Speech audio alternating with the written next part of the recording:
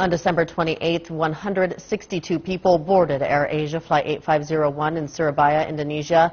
1 week later, their friends and family remain frozen in collective grief. With many passengers still missing, some spoke to CCTV special contributor James Chow and told him what they have to accept their loss. This is Jakarta's main airport. Thunder, lightning and unrelenting rain greeted thousands of passengers boarding their planes.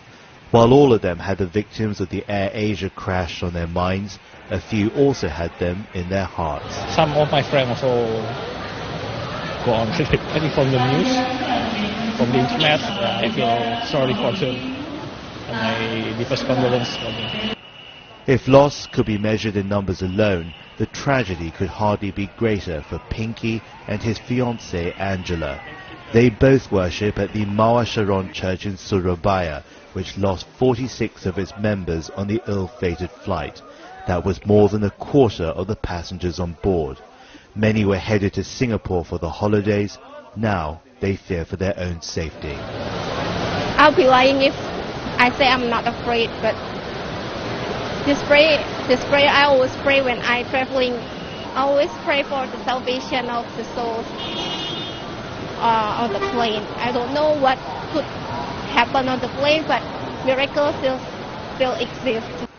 Angela's deep faith and her willingness to accept what cannot be changed is mirrored by the families of Surabaya, who in the past week have responded to their losses with dignity and grace.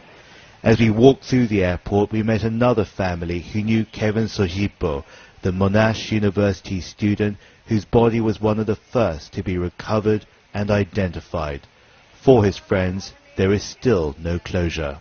Every time we hear about the news and we continue following about the news about the AirAsia, and we are also talking with our nephew, and my nephew is always updating with the classmate also as well. So they're talking each other through the BBM about who else in the airplane and who else the victim, and they always keep also update the news. So we are a little bit shocked. I think it's a big shock for the family, yeah.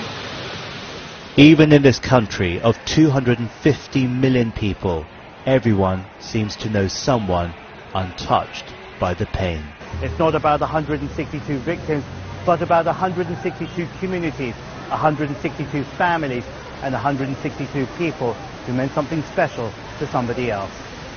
Reporting from Soekarno-Hatta Airport in Jakarta, I'm James Chow for CCTV.